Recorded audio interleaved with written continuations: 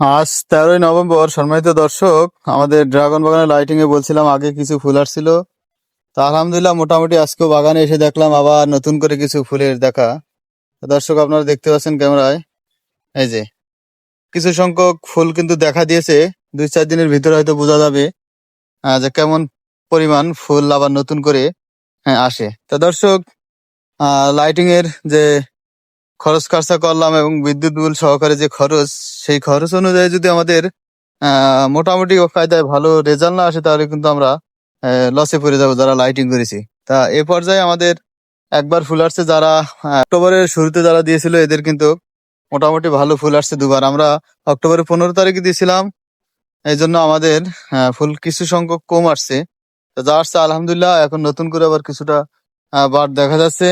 তা দর্শক দেখতে পাচ্ছেন আপনারা, টুকটাক কিন্তু দেখা যাচ্ছে এই যে আহ, এই যে কিছু সংখ্যক বাট কিন্তু আবার নতুন করে শুরু হয়ে গেছে আসা। তা এটা শেষ পর্যন্ত বোঝা যাবে যে কি পরিমাণ আসবে আর আসবে।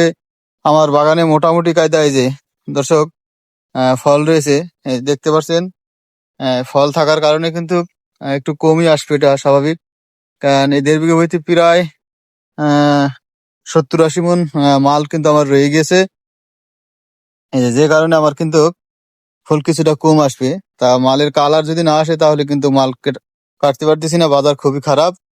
এই মালগুলা মোটামুটি সাইজ হয়ে উঠেছে।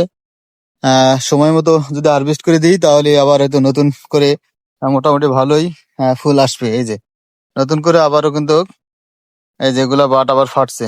তা আলহামদুলিল্লাহ, দ্বিতীয়বারের মতো আবারও ফুলের দেখা পেলাম। ধন্যবাদ দর্শক ভিডিওটা দেখার জন্য। সবসময় পাশে থাকবেন, ভালো মানের ভিডিও উপহার দেবো আপনাদের।